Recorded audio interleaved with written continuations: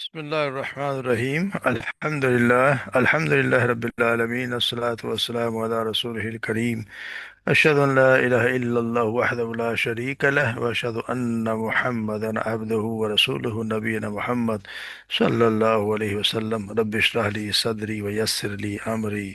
واحلل عقدة من لساني يفقهوا قولي. ربنا زدنا علما، اللهم فقهنا في الدين، اللهم فقهنا في الدين. أعوذ بالله من الشيطان الرجيم.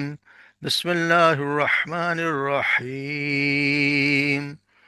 هو الحي لا إله إلا هو فادعوه مخلصين له الدين. الحمد لله رب العالمين.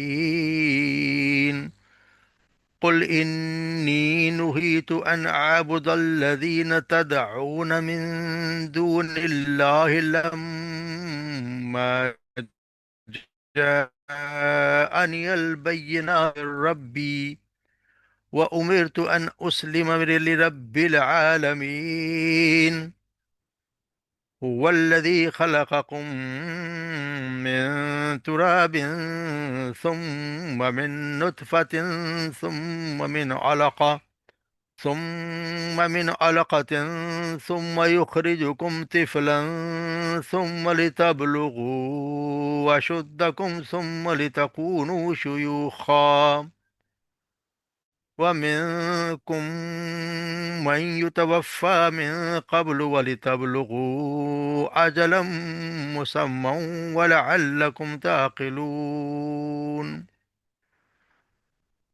هو الذي يحيي ويميت، فإذا قضى أمرا فإنما يقول له كن فيكون.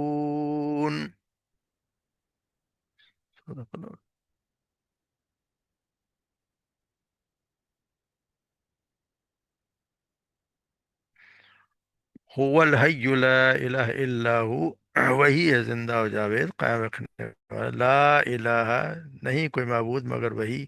فدعوہ پس پکارو تم اسی کو، مخلصین لہ الدین خالص کرتے ہوئے اس کے لیے دین کو، الحمد للہ سب تعریف اللہ کے لیے، رب العالمین جو تمام جہانوں کا مالک ہے۔ قل کہہ دیجئے انی کہ بے شک میں نہیتو منع کر دیا گیا ہوں، ان اعبد الذی کہ میں عبادت کروں، الذی ان کی، تدعون من دون جنہیں تم پکارتے ہو اللہ کے سوا، لما جاءنی جب کہ آ چکی ہے میرے پاس، بینات واضح دلائل، من ربی میرے رب کی طرف سے، وَأُمِرْتُ اور میں حکم دیا گیا ہوں، ان اسلمہ کہ میں فرما بردار ہو جاؤں، لرب العالمین سب جہانوں کے رب کے لیے۔ والذی خلقکم وہی ہے جس نے پیدا کیا تمہیں، من تراب مٹی سے، ثم من نطفہ پھر نطفہ سے، ثم من علقہ پھر جمع خون سے، ثم یخرجکم طفلا پھر نکالا اس نے تمہیں بچے کی شکل میں، ثم لتبلغوا پھر وہ تمہیں پہنچاتا ہے، اشدکم جوانی کو یا پختہ عمر کو، ثم لتکونوا شیوخا پھر تاکہ تم ہو جاؤ شیوخا بوڑھے، ومنکم اور تم میں سے کوئی، من یتوفا جس جو فوت کر دیا جاتا ہے، من قبل اس سے پہلے، لتبلغوا اور تاکہ تم پہنچو، آجل مسمى تاکہ تم پہنچو ایک وقت مقرر تک، وَلَعَلَّكُمْ تَعْقِلُونَ اور تاکہ تم جانو تک سمجھو، هو الذی وہی ہے ذات، یحیی وہ جو زندہ کرتی ہے، ویمیت اور وہی موت دیتی ہے، فَإِذَا قَضَى أَمْرًا اور جب آ جاتا ہے کسی کا وقت، فَإِنَّمَا پس تو در حقیقت، یقول وہ یہ کہتا ہے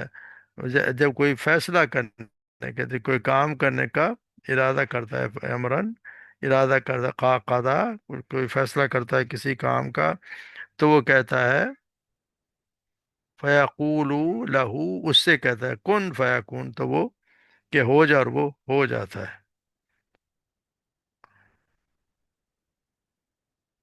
تو کرم جیسے پڑھتے ہیں اللہ تبارک و تعالیٰ کی وحدانیت کے دلائل ہیں، رب ہونے کے دلائل ہم پڑھتے آ رہے ہیں کہ اللہ تبارک و تعالیٰ کس طرح انسان کی مدد کرتا ہے، کس طرح اس نے ہمیں پیدا کیا، کس طرح ہماری اس نے شکلیں بنائیں۔ اور اب اللہ تبارک و تعالیٰ کے بارے میں یہی کہا ہے کہ وہ خیر هو الحی ولا، وہی زندہ و جاوید، یعنی ہمیشہ لا حل الحی الحی سے جو الف لام لگ جائے تو حصر کا مفہوم اصلا پیدا ہو جاتا ہے، اس کا نہیں ہمیشہ وہی زندہ رہے، یعنی ہمیشہ ہمیشہ سے وہی زندہ اور ہمیشہ زندہ رہنے والا وہی ہے۔ باقی سب فوت ہو جانا، سب فنا، سب کے لیے فنا ہے۔ ایک اللہ کی ذات ہے، کل من علیہ فان و یبقى وجہ ربک ذو الجلال والاکرام، جیسے ہم سورہ رحمان پڑھتے ہیں، وہی ایک ذات ہے جس کا چہرہ بچے گا، یہ ہمیشہ سے وہی ہے، باقی سب نے فنا ہو جانا، کوئی نہیں رہے گا اس دنیا میں اور نہ آسمان پہ۔ تو وہی زندہ ہے، ہمیشہ زندہ رہنے والا ہے۔ تو پھر لازم بات ہے کہ عبادت کے لائق وہی لا الہ الا ہو، کوئی اس کے سوا کوئی عبادت کے لائق ہے ہی نہیں، کہ جو ہمیشہ سے زندہ ہے وہی بات کا، جو مر جائے، جس نے موت، جس کو موت آ جانی ہے یا جس کو موت آ گئی ہے، وہی بات کے حقدار کیسے بن گئے؟ تو ممکن ہی نہیں ہے کہ جس کو موت آئے وہ بھی عبادت کے لائق ہو، کیونکہ وہ تو خود مر گیا، تو اس نے کسی کو کیا زندگی دینی ہے؟ تو یہاں اللہ تبارک و تعالیٰ کی وحدانیت کی بات ہو رہی ہے کہ وہ اللہ تبارک و تعالیٰ ہی ہے، اسی کو پکارو، پھر فدعو مخلصین لہ الدین، ہم جیسے وہ کئی بار پڑھا ہے، مخلصین لہ الدین کا مطلب ہے کہ اسی کی خاص اپنی عبادت کو اسی کے لیے، اس میں کوئی ملاوٹ نہ ہو، خالص اللہ کے لیے، یعنی آپ جو بھی بات کریں خالص اللہ کے لیے، ایک اللہ کے لیے، اس میں کوئی خاص، کوئی کسی چیز کی ملاوٹ نہ ہو، کسی دوسرے کو آپ پکاریں نہیں، کسی دوسرے کو اس میں شریک نہ کریں، یعنی اسی کو پکاریں، اسی سے دعائیں اپنے حاجات مانگیں، اسی کے آگے جھکیں، ہر چیز اسی کے لیے، اسی پہ توکل کریں۔ اور پھر الحمدللہ رب العالمین، سارے تعریف کا مالک بھی وہی ہے، کیونکہ جو ہر کام جو پیدا کرنے والا وہ ہے، رزق دینے والا وہ ہے، ہر چیز کا ہمیں جتنی چیزیں ہمارے لیے مسخر دنیا میں جو ہمارے لیے کام کے سب کا پیدا کرنے والا وہی ہے،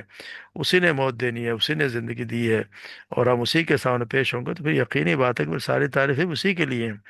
سب تعریفیں یقیناً سب اسی کے لیے ہیں، ساری خوبیوں کا مالک وہ ہے، تو پھر کسی کا اور حق ہے ہی نہیں کہ اس کی تعریف کی جائے اور شکر ادا کرنے کے لیے اس کی عبادت کی جائے، تو ممکن ہی نہیں ہے۔ یہ حق صرف اللہ تبارک و تعالیٰ کا ہے جو رب العالمین ہے۔ پھر اللہ تبارک اور آپ صلی اللہ علیہ وسلم کا حق سے کہا گیا ہے کہ کہہ دیجئے انی نہیت ان اعبد الذین تدعون من دون اللہ، کہ میں تو منع کر دیا گیا ہوں کہ میں عبادت کروں ان کی جنہیں تم پکارتے ہو، یعنی کہ تو ممکن نہیں ہے کہ میں ان کی عبادت کروں جنہیں تم پکارتے ہو، یہ تم اللہ تبارک، یعنی کہ تم تو دوسروں کو پکارتے ہو، یا تو مجھے تو پہلے بھی مجھے بتایا گیا، جیسے صاحب پہ پہلے بتا دیا گیا ہے کہ مجھے تو ایک اللہ کے وہ حکم دیا گیا ہے کہ اسی کی بات کروں، تو یہاں ان کا دیکھ کہ میں تو منع کر دیا گیا ہوں، یا آپ کے صاحب صلی اللہ علیہ وسلم سے کہا ہے آپ صاف اعلان کر دیں کہ اللہ تعالیٰ کے سوا جن کو بھی تم پکارتے ہو مجھے ان کی بات کرنے سے منع کر دیا گیا ہے۔ یعنی یہاں پکار یاد ہے کہ یہاں بھی عبادت کا اور پکارنے کا ایک ہی مفہوم ہے، اس طرح یہاں وہ فد ہے، اور یہاں وہاں بتایا گیا کہ عبادت اعبد اللہ، میں تو ان کو نہیں عبادت کرتا، یعنی پکارنا اور عبادت کرنا ایک ہی چیز ہے۔ تو یہاں اس لیے کہ کہا گیا ہے کہ کفار کی خواہش تھی اور ان کا مطالبہ تھا کہ کچھ عبادات اللہ کی کر لی جائے، اور کچھ ان کے جو الہ، ان کے معبود ہیں، مشکل کشا ہے، ان کی عبادت کر لی جائے، یعنی کچھ آپ ہماری بات مان لیں، کچھ ہم آپ کی بات مان لیتے ہیں۔ تو یہاں صاف اعلان کروا دیا گیا ہے کہ مجھے تو صاف منع کر دیا گیا ہے کہ میں انہیں ان کی عبادت کروں جن کو تم اللہ کے سوا پکارتے ہو، یہ ممکن ہی نہیں ہے، یعنی کہ اللہ کی توحید کے خلاف نہ تمہاری کوئی بات مانی جا سکتی ہے اور نہ ہی کوئی اس پر کوئی سمجھوتا کیا جا سکتا ہے، ممکن ہی نہیں ہے کہ میں یہ حرکت کروں، اور وجہ اس کے لما جانی البینات میرا، جبکہ میرے پاس میرے رب کی طرف سے واضح دلائل آ چکے ہیں، یعنی اللہ تبارک و تعالیٰ کی توحید کی وہ نقلی دلائل، دلیل نقلی کو اس کا جو کتابوں میں چلی آ رہی ہے، یعنی اللہ کی طرف کہ اللہ کی طرف سے جو کتاب میں اور یعنی قرآن آیت اور حدیث صورت میں آپ پر جو آیات نازل ہوئیں، وہ اور بے شمار عقلی دلائل اور نشانیاں بھی جو انسان خود اگر دیکھے تو کائنات میں موجود ہیں، ان کے سب کے آنے کے بعد ممکن ہی نہیں ہے کہ میں، کیونکہ ساری دلائل اللہ کی طرف سے میرے پاس آ چکے ہیں، تمہیں ممکن نہیں ہے کہ پھر تم مجھے کیسے توقع رکھتے ہو کہ میں تمہارا کہنا مانوں گا، تمہارے ان جھوٹے معبودوں کی میں کوئی بندگی کرنے لگ جاؤں گا؟ اور پھر یہ بتایا عمر تو ان اسلم رب العالمین، اور مجھے تو حکم دیا گیا کہ اپنا مکمل تو رب العالمین کے سپرد کر دوں، یعنی اس کے علاوہ تو کچھ بھی نہیں، جو کچھ میرا ہے وہ میں امیر تو ان اسلم، میں تو فرما بردار ہو جاؤں، یعنی جس طرح وہ مجھے حکم دے، جس طرح وہ کہ میں اسی کے فرمان کے مطابق چلوں، ساری زندگی اسی کے پر نچھاور کر دوں، ہر کچھ اسی کے مطابق میں نے کرنا، مجھے تو حکم دیا گیا، امیر تو مجھے حکم دیا گیا۔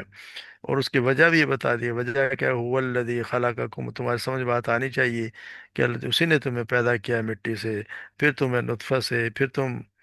تمہیں لوتھڑا بنایا، بچہ میں خون ڈوزو، پھر تمہیں بچے کی شکل میں نکالا، اور تاکہ تم پہنچ جاؤ ایک عمر کو، جا کے اس وقت تم یعنی جوان ہو جاؤ، اور پھر تمہیں کچھ لوگ بوڑھے بھی ہو جاؤ، یعنی اللہ تبارک و تعالیٰ نے ہر چیزیں تمہیں مختلف مراحل سے گزارا ہے۔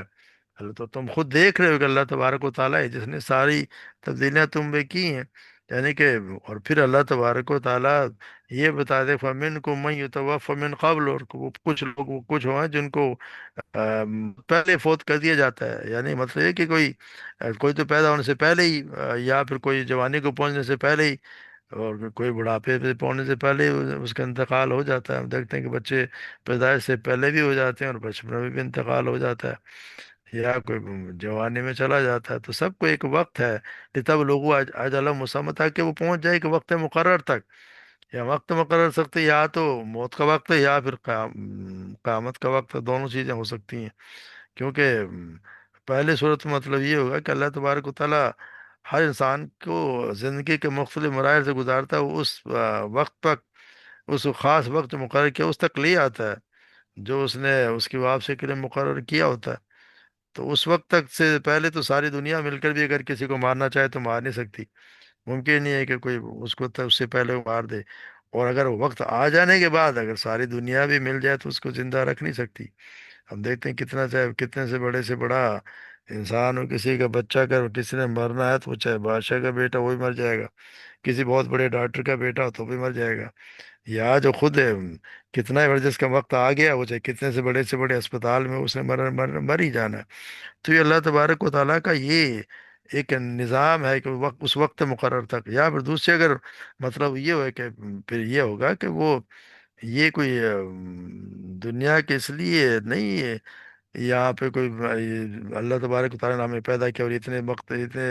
مراحل سے گزار کے اس عمر تک پہنچا دیا کہ تم بس مر جاؤ گے، پھر سارے مل کے مٹی ہو جائیں گے، مٹی میں مل جائیں گے، ایسا تو نہیں ہو سکتا، کہ زندگی کے مراحل سے اس لیے اللہ تبارک کو ازارتا ہے کہ سب وقت پر، کہ اس وقت پر جو اسے مقرر کر رکھا ہے اس کے سب سامنے حاضر ہوں، اور پھر جو کچھ کیا ہے اس دوران اس کا پھر جواب ہی تم نے دینا ہے، لعلکم تعقلون، تاکہ پھر تم اس کی حقیقت کو سمجھو، یعنی کہ تم پھر اتنے وقت میں گزارتے تاکہ حقیقت کو سمجھ جاؤ۔ یہ تو اس طرح تو نہیں گزارا جاتا نا کہ انسان جو ہے وہ جانوروں کی طرح زندہ جیے، اور آئے اور جانور ذرا جیے اسی طرح زندگی گزاری، اور چلے گئے کھائے پیے اور سو لیے اور بس ہی چلے گئے مٹی میں مل گئے، ایسا تو ممکن نہیں ہے، کیونکہ یہاں بتایا جا رہا ہے کہ اس عقل سے کام لو جو اللہ تبارک نے تمہیں عطا کی ہے، اور اس نظام کو سمجھو جو خود تمہارے اپنے وجود کے اندر موجود ہے۔ اللہ تبارک و تعالیٰ دیکھیں تو کتنے کیا کچھ ہمیں اللہ تبارک کس طرح مٹی سے پیدا کیا ہے، کیا کچھ ہمارے اندر کتنے سسٹم بنائے ہیں، اور ہم دیکھتے ہیں کہ کیا کچھ نہیں ہو رہا، کتنے اللہ تبارک ہمارے کتنی کتنی صلاحیتیں دی ہیں انسان کو، کتنا دماغ دیا ہے، کیا کچھ وہ کام کرتا ہے، اور پھر ہم دیکھتے ہیں کہ وہ جس نے مرنا ہے وہ مر جائے گا، جس نے اوپر پہنچنا ہے پہنچ جائے گا، سب کچھ اللہ تبارک و تعالیٰ دکھا رہا ہے۔ تو اس حقیقت کا مطلب یہ کہ یہ نشاندہی، کیا اس کو سمجھ نہیں آ رہی کہ یہ ساری باتیں اس بات کی نشاندہی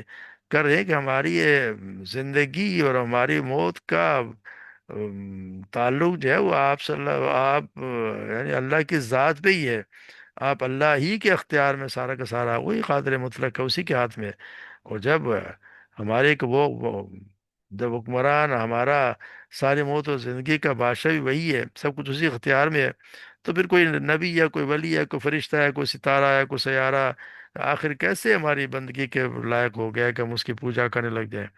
کسی بندے کو، کسی بھی انسان کو یہ مقام کب سے حاصل ہو گیا ہے کہ ہم اس سے دعائیں مانگیں، اس سے اپنی حاجات مانگیں؟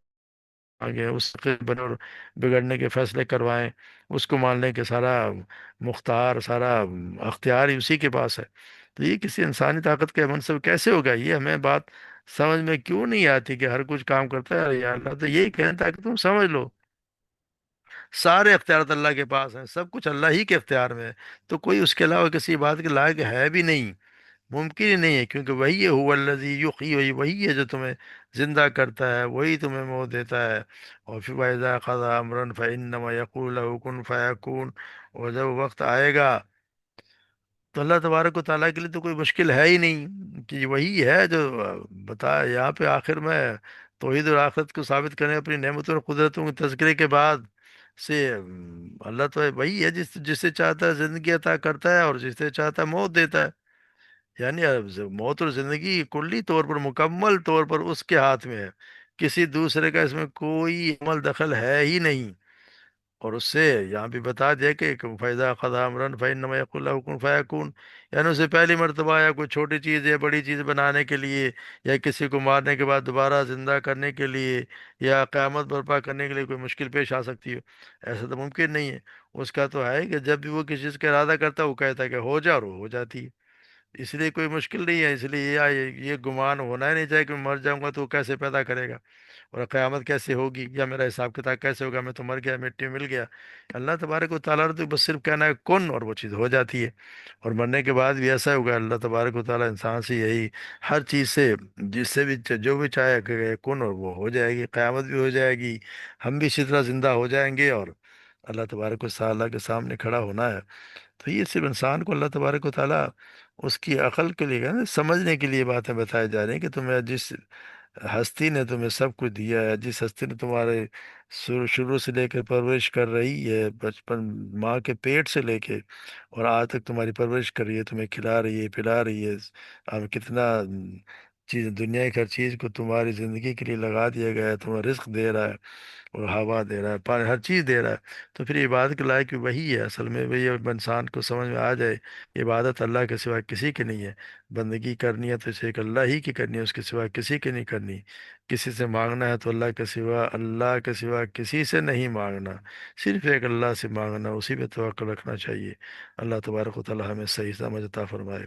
اور ہمیں قرآن کو سمجھنے کی، اس پہ عمل کرنے کی توفیق عطا فرمائے۔ وما علینا الا البلاغ۔